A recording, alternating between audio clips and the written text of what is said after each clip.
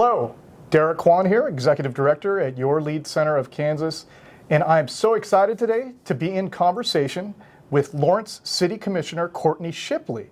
And Courtney actually just finished her term as the mayor of the city of Lawrence just a few weeks ago. So first of all, Courtney, welcome. And if you could just tell us in some broad strokes, what was it like being mayor? Thank you. It's an amazing experience. It's an enormous honor. As you can imagine, it's a huge responsibility, but it's also a lot of fun. And I would just like to share in our conversation a little bit with people about what mayors do and what mayors don't do. I think that's important as well. And, show that, mayors, just like any other job, has expectations, but it's your mayor. And so we should all in the community think about what we expect a mayor to do and what we hope to see that as a leadership position. I think this would be a fun way just to do an exit interview about being the mayor for a year. I love it. Exit interview. I love that term for many reasons, but I digress. All right. So obviously being mayor, I mean, you probably learn from a lot of people, I would imagine. Are there any folks that in particular stand out to you? That's interesting. You and I had discussed one day betwixt us, because Lawrence has a 1-year term for the mayor, there are actually a lot of mayors around that you can draw on their experience and their perspective. Although I know we're having a real conversation about whether we should change our form of government to directly elected or a term that lasts longer than a year, I personally find it very helpful that there are at least 12 mayors kicking around town that you can ask their experience, you can ask their perspective over the years. And they're all going to tell you something different. I find that incredibly helpful, and I hold them all in very high regard. I love to hear their stories, the background of issues that we might be facing now that they faced 20 years ago. And all that's unusual maybe in bigger cities where you have same mayor for 10 years or 15 years. I actually think it's a strength for us to have that many people to draw on. Interesting. That's a very, very interesting perspective, especially from someone who actually sat in the seat of mayor. Now, something that some folks may not necessarily realize is that, being a city commissioner and also being the mayor in Lawrence is a part-time gig. Can you talk to us a little bit about the type of interactions and the types of meetings that you had with folks all throughout your tenure as mayor, but also just as a city commissioner? Yeah. I would say I would kind of open that with, as a commissioner, I do consider that a 24-hour job, but as mayor, I definitely considered it a 24-hour job. And for the course of a year, that's okay to kind of make that sacrifice, and it's certainly a sacrifice for my family for me to put that much energy and time into this job for 1 year. Over the course of 4 years, you'd have to, I think, put some more boundaries on it. And I'll give you some examples of boundaries that other commissioners have that are absolutely admirable. Some commissioners don't do anything on the weekends. Fair enough. They have families. They should focus on their family when they want to, and they should be able to set those parameters and not feel bad about that. I don't do that because I try to meet people where they are and when they are. There are other commissioners that just hold hours in a coffee shop, and if you can show up during those hours and interact with that commissioner, then that's great. And if you can't, you'll have to make other arrangements. So there's different things that people do over the years, what makes them comfortable. And what many people don't know is we don't have an office, really. Commissioners and the mayor, we don't really have a physical space. So what I do is I work very hard to meet people out in the community. I more or less have a rotation of all the coffee shops, and I meet closest to wherever people can meet. And I, especially during this year, tried very hard to meet with a lot of leaders, directors, activists, people regularly, once a month or once every couple months, just to stay in tune with what their issues were. And I don't know that every mayor would do that, or even every commissioner would do that, but I felt like certainly for the duration of that year, to get some of the good partnerships and the good working relationships, that was necessary for me. So that's a lot. Yeah, I mean that sounds like a massive, massive time. It was, and I kind of did a little bit of estimating how many hours that is, and I can kind of break them. I did break them sort of down into things like ribbon cuttings, individual meetings with people who are lobbying us, for example. Nonprofits invite us to things all the time, Sure. which of course we love to interact with all of our partners. We also, each commissioner is on some separate boards. So for example, as the mayor, you're on the library board, so that's an additional meeting. I was also in Sister Cities or MPO, so we each have other assignments that we do. So that's in addition to our meetings, which are frequently from 5 or 5:45 till 11 o'clock at night. So I didn't even estimate how many hours we spend just meeting with each other. That's a whole other number. The other thing I know that we all do that's a real commitment of time when I kind of looked at it was we watch other advisory board meetings. Right. I know that many of us watch the Planning Commission or the Board of Zoning Appeals, and those also can be very long meetings. So we just watch them recorded. And some of us get more out of it watching the recordings than reading the minutes. I certainly do. Community Police Review Board is one we all kind of pay really close attention to.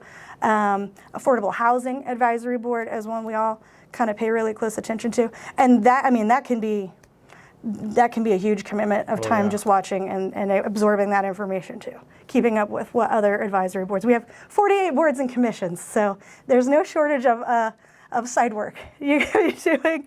But certainly there's certain boards that we come up often enough. The issues come to us that we really need to watch those. So what were some of those estimates? Did you want to share? Or I will, are you going if to you keep want those? to. You going to keep those secret? Oh no, I can tell you. So let's see. The other thing I was going to tell you is, other commissioners, we tend to meet with each other one-on-one as well. So my estimate of how often I met with other commissioners one-on-one was something in the neighborhood of 130 hours throughout the year. These are also conservative estimates because often when I meet with someone one-on-one, I'm sure you can attest, it's more than an hour.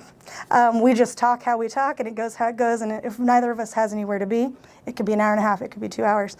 And I try to be kind of flexible about that too, because most people I talk to are very enjoyable to hear from. That's part of the job that's enjoyable, is listening to people's stories and perspectives. So I tend to not necessarily bookend. The other meetings, such as Sister City or Library Board, as I mentioned, that was something.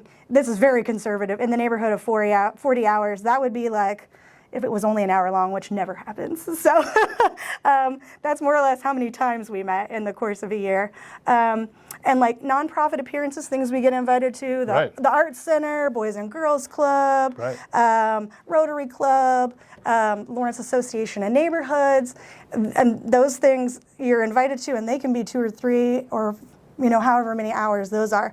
So just in terms of how many appearances that would have been is way over 40, so more than 40 hours for each event. And in terms of like meeting individual people, maybe representatives or organizations like Derek or Brad Allen of the library, I kind of estimated an average in 2 months was about 45 meetings. I think that's, again, very conservative. Yeah. By the end of the year, that's about 540 visits. You could translate that into hours. It's actually way over that in terms of, the extra time that we spend communicating. No doubt. The chamber is, a group that we communicate with. I think it's very important to communicate with. The library. Let's see, who else do we? These are, so let me just tell you some things that are enjoyable. And I couldn't even guess how much time, neighborhood picnics. Yeah. Those are always fun to go to, or neighborhood meetings. They're just doing their business, but it's nice to just have some time with them. And, they're big honors for a mayor, like the KU championship. You know, that was a once in a lifetime opportunity to be in that parade, and you just can't quantify or express how amazing that experience is. But some of the funnest things are being invited to speak with children. Oh, yeah. And I was fortunate during the year to do a grade school, a junior high, and a high school. And a Representative Ballard invited me also to speak with her Dole students, which was pretty amazing. And the library also has a young group between 8 and 10, and they try to pick political topics to get themselves involved. And they were absolutely adorable and charming and fantastic. And I can't say how refreshing that is to get a chance to speak with young individuals and to express to them how important local government is, which a lot of people don't think about, even adults, how important local government is. So, I mean, it's actually a huge commitment of time. And while in theory it's a part-time job, I am telling you, it's not a part-time job. Once I add all that up, that's a full-time job. Once you added all that up, I mean, what was the ballpark number of hours, or did you add it all? I mean, it was in the sort of 2,000-ish range. Yeah. So that's full time. That's approaching full time. Yeah, no doubt. Yeah. I mean, if you break it down by weekdays, five days a week, not including weekends, I mean that's no joke. Yeah. Wow. I mean, kudos to you. Oh, you're kind. Kudos to all the elected officials that take yes. this seriously and commit that amount of time to it. Something that has always piqued my curiosity a little bit about being mayor, specifically in the city of Lawrence, in regards to the topic of appointments, mayoral appointments. Can you talk to us a little bit about the mechanics and the details behind how that process unfolds? I'd love to, and it's interesting. We just spoke about this last week as a commission, and it was a really fantastic conversation. Again, we have 48 boards and commissions, and mayors. It's a little bit incorrect to say that the mayor makes the appointments. The mayor suggests appointments, and then the commissioners vote to agree to it or not to agree to it. That rarely ever happens. In my experience, mayors are very thoughtful. I certainly spent a great deal of energy trying to find new people, new voices. There were some people that I managed to find to get involved that were really good expertise or subject matter experts who didn't even realize there was a city board on that topic. And so I think it's good for us to get those new generations of people in. It doesn't always have to be the same people we're used to seeing and used to meeting. We need to be cultivating the new generations. And that's hard work. That takes a lot of energy and also the kind of personality that will just go up to a stranger and say, "Hey, I've never met you. How do you feel about doing free work?" And that's a hard sell. It really is. But all that work is really necessary, and having public input is really necessary. Absolutely. So I was willing to be that person to say. And the other thing about it is, it is somewhat political, which is kind of the conversation we had the other day. It is political. It's not a job interview. It doesn't necessarily matter that you have a degree in engineering.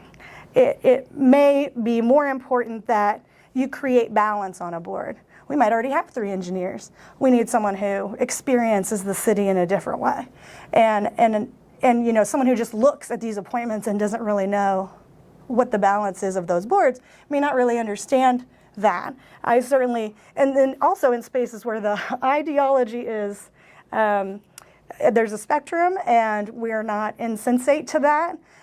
We know there may be something which some people may feel very conservative and some people may feel very liberal. And I personally didn't want to stack boards, which is of course something you could do. If you have a personal viewpoint about one thing, you could just put as many people in that viewpoint, in that space as you want. Or do what I felt was really important, which is, okay, well, I see 3 people on this end. I want to see 3 people on this end and some people in the middle. And I think that's really important in this community, especially, to make sure we're getting all the ideas at the table. And when you just see a name on the agenda, that may not be clear to you that that's what the intentionality is. And again, I do want to kind of go back to, it's not a job interview. You're not entitled to that position. It's it's a recommendation. It's, some of that is absolutely up to the mayor and the commission, and generally we trust each other. The other thing I would say that a lot of people don't understand, when a board position comes up, so you've done one term and you may be able to do another term, my personal policy, and I think the mayor before me, Commissioner Finkeldye, was to respect that appointment if they still wanted to do it, and that as out of respect to previous mayors. They chose someone they knew was qualified. They chose someone who's, so far done a good job. Mm-hmm. There's no reason to kick them out just because you have some ideological beef, if that's the situation. Just, let them continue. And very rarely I just can't think of very many situations where an appointment didn't work out. If someone kind of didn't like it after a couple years, they would go their own way. But nearly never has anyone been asked to leave. Interesting. So I did kind of want to say that the respect for other mayors, yes, to me is very important. That's respecting the past and the tradition, and also respecting the having confidence in the decisions that were made in the past. And confidence in the process. Absolutely. Yeah. And actually, I just want to comment that it's a really admirable way to look at a committee, let's say, and with today society being so polarized, creating a group of folks that really have to, try and understand where the other viewpoint is coming from. There's actually great value in that, in my opinion, personal opinion. I agree. Yeah. I think that's why Lawrence is the place. Cool. You could do that. Lawrence is the place. Yes, it is. Now, Lawrence is, unique in the sense that like you were saying earlier, that you're mayor for like 1 year essentially. And so there's probably got to be some things that you saw, heard, learned about maybe what is the expectation of a mayor here in Lawrence, and what ought to not be the expectations of a mayor here in the city of Lawrence. Yes, and I think some of that's also wrapped up in this conversation that we'll have on our change of government. Some people, I think, are used to this idea of a very visible mayor. Maybe even takes up more oxygen than they need. Maybe even is a little bit of cult of personality. I personally sort of reject that. But I do think we kind of lean into that. It's kind of maybe something that we've come to expect as part of our American democracy, which we don't have here in Lawrence, and I personally appreciate. What our ideas of leadership are can sometimes be a little antiquated, and can sometimes more be about, lightning rods or figureheads or things where we can point and blame rather than actual problem solving, actual communication, actual relationship building. And, frankly, sometimes American democracy doesn't lean that way. It's easier, it's much easier for it to be about, someone who would be on The Apprentice or whatever. So we don't do that here. We take turns, which is something we all learn in kindergarten, and we can certainly do as adults. And again, I think it ends up being a strength for us. I could understand certainly how it might be confusing for voters to not exactly know who the mayor is after a year, or realize that it's rotating. But we also have things that other places don't. It kind of reins in corruption. And in the course of a year, if I did something, the next mayor would immediately figure it out. It couldn't go on for very long. And it certainly, in terms of coercing staff to do things, that really mayors in our form of government shouldn't interfere in. Interacting with staff is the job of the city manager, and we advise the city manager, and then the city manager speaks with staff. So it's really inappropriate for us to try to get individual staff members to do things that we want. We kind of reject that, and we try really hard not to do that. I think those are things that are, again, a strength of our form of government. I certainly understand people who find that confusing. They're not used to it. And question if we're getting big enough that we maybe, need to be like St. Louis or, Kansas City. Those are big figureheads that everyone can look to. I personally don't know that. Again, totally personally, I think real leadership is about service, and service is also humility. So I didn't personally need all the attention to be on me. I didn't need to give a speech everywhere I went, but that's kind of personal. Some people are better at giving speeches than I am, and so that's certainly up to that mayor. I think again the differences between the mayors that we have are ultimately a strength for our community. Interesting perspective. Yeah, especially, like I said, from someone sitting in the chair of mayor. So now I'd like to discuss with you something that you mentioned earlier about access to elected officials. And obviously with, conservative estimate of 2,000 hours of literal interaction with people, it doesn't count the amount of time you spent alone just contemplating things, contemplating topics, game planning, et cetera, et cetera. But, how would you compare what we should expect from our local officials versus, I guess, the officials that you would consider of higher office, state, federal? What are your thoughts on that? Yeah, I think that's interesting. And I think about it a lot because I do think here in Lawrence we have a lot of access. I am very widely available to people. Our numbers are in the paper, our emails are in the paper. I know most commissioners are able, if you contact them, try to meet with you by the end of the week or at least call you by the end of the week, especially if it's an issue that's on the agenda. And I think that's unusual. I think that's probably a little bit Lawrence, but also it's local. Like you're my neighbor. It's different when you represent 97,000 people than when you represent a million people. So I think we've come to have a high expectation of access. And I think especially when if we start to think about our change of government or having a longer term mayor, thinking about what those expectations would be. Because I think once you've moved up and you're going to meet more people, or you're going to meet different people who expect a different kind of access. And that's kind of one thing I like about what we're doing right now, which is that if you're the chamber or a neighborhood or an individual, I'm going to meet with you anyway, and it doesn't really matter. What I hope we never sort of lean into is sort of gatekeeping or keeping access away from our elected officials just because that's what everyone else does, or just because we've gotten bigger. I think, it's great that you can run into the mayor pretty much anywhere. Yeah. I think it's great that you can call us and any commissioner will get back in touch with you or try their best to. You could ask someone in Kansas City or Topeka if that's the case, and you probably won't get that response. So I think it's partly our attitudes here in Lawrence, and I think we should keep that because I think that's just part of who we are. And maybe a little bit counterculture in a way, to have that high expectation of access.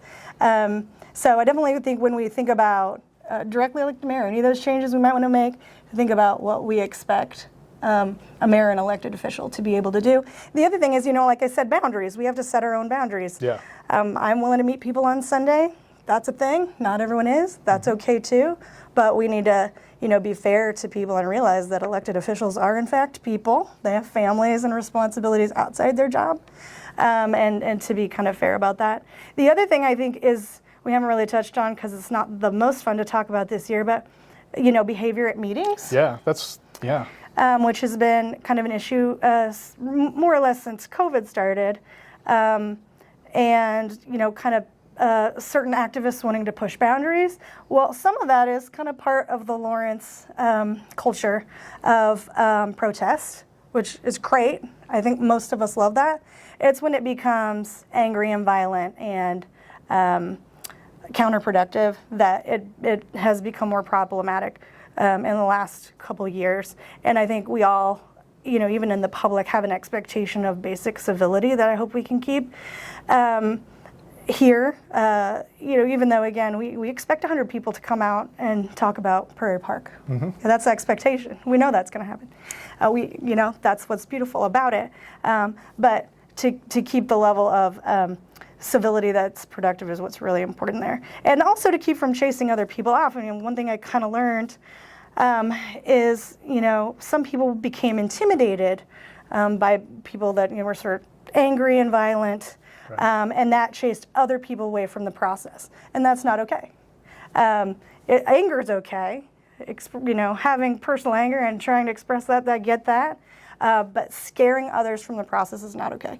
So we definitely had to have some conversations about how to take control, in a sense, of our meetings in that way, and in a way I don't think ever had experienced in the past. Yeah, I think you're absolutely right that the type of discourse, the type of activity that had occurred at the various meetings, commission meetings, really not just in Lawrence, Kansas, but throughout the country.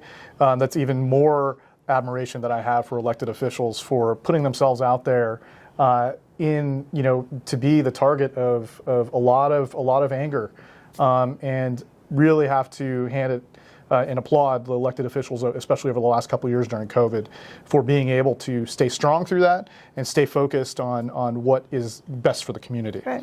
So kudos to you and all of our elected officials. Another thing I would add to that is, when you have that kind of, not angry, again, anger is kind of okay. I don't want to dismiss people's anger, but and intimidating actions or intimidating discourse. You don't just chase people away from the process. Mm-hmm. Whether you agree with them or not is not relevant, but you chase them from maybe wanting to be an elected official. And we should be thinking of ways to get more people to run, not fewer. Yeah. And often when I tell people, hey, we got an election coming up, what do you think? You seem like you could do this thing. You get very negative responses like, why would I ever want to do what you've done for the last, why would I want to sit through that? And that's also not okay. Yeah. We should be thinking of ways to cultivate the next generations of people who want to do this kind of service and not give in to intimidation, not give in to threats that keep people away from the process, which is so important to our democracy. Yeah, that's a wonderful way to put it. Now, as we move towards wrapping up this exit interview, you've alluded to this topic a few times already, and I want to preface this by saying that I don't have a personal opinion on this at this point. I'm Switzerland on this at this point.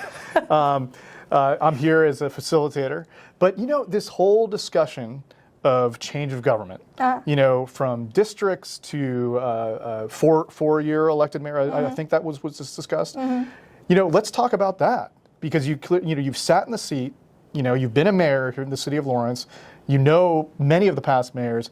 Tell us a little about your perspectives on the whole situation. Yeah, well, I think there's a lot to talk about, and I really hope that people out in the community are kind of unpacking a little bit, because I think even some of my ideas about what a leader is and isn't, what a mayor should and shouldn't do, I think those are things that the individual voter, the person out there trying to be represented, needs to think about. What is my expectation of an elected leader locally? Some of the things we've talked about, access. And I think when we talk about changing our form of government, it's fine. Other people have done it. It's not that weird. We should, be realistic about what the expectations are and what the responsibilities are. And and again, I rarely ever make up my mind before we start to vote. But I do research, I do ask, as I've indicated, I thought of about 12 mayors off the top of my head. I think I've asked most of them what their opinion is of this. And again, it has a spectrum too. Sure. There are also a lot of people out in the public that don't particularly care. They feel like it's going fine, don't mess with it, we're feeling good about it. Maybe I don't understand it, but it's working for me, so just leave it. And that's a perspective too. The other thing I think is interesting is to think about lobbying. And kind of in our recommendations, they didn't talk about that too much. We had an advisory board, a steering committee that kind of talked about some of these things.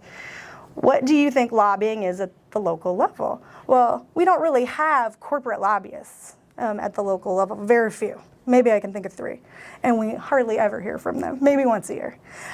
What you're really getting lobbied at the local level is neighbors, like actual people that I know and interact with. And what I do changes the face of their life, the geography of their neighborhood.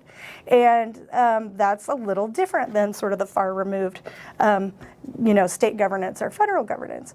And so I think when we think about the change of government, if we do that, I think those things matter. I think people should think about how that interacts in their actual life and how they would lobby us, how they would get us to 3 votes or get us to 4 votes or whatever their goals are, to actually play out in their mind how that would work. If, an actual situation came up that they needed, to get us to see things their way, how would that actually play out? And unfortunately, in some cases, it's just cold math. You just need 3 of us to agree, or 4 of us if it's a super majority. Right.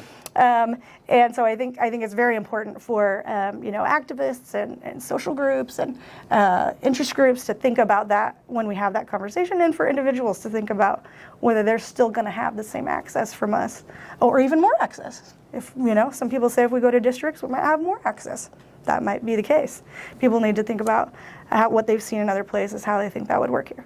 So I hope people really, really think about it and talk about it. I'll talk about it with anybody that will answer me on it, and I won't really make up my mind.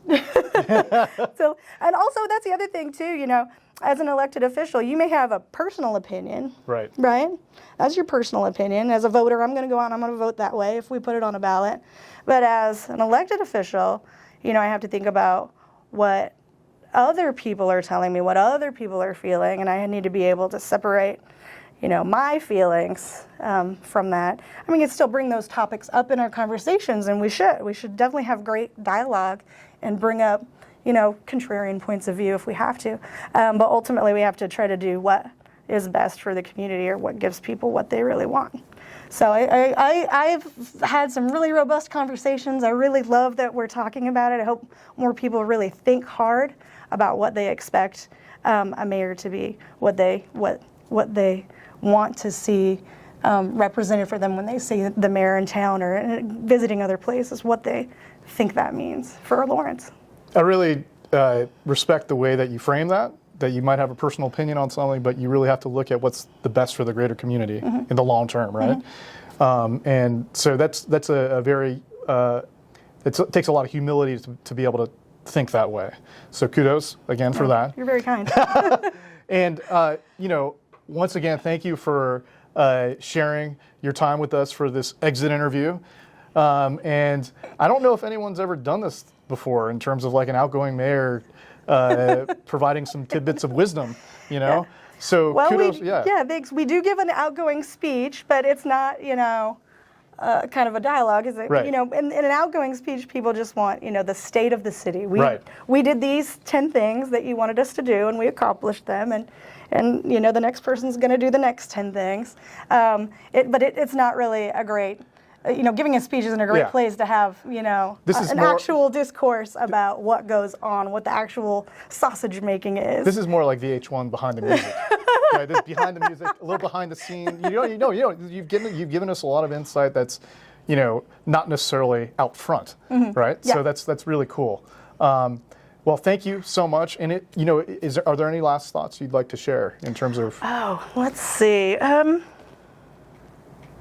No, I think we've talked about some. I think the most important things that I would like people to think about and understand what mayors do. Wonderful. What our responsibilities are. So really appreciate you Well, having thank you this so much. conversation with me. And thank you for your service to Lawrence. Thanks. Really appreciate it. You're kind.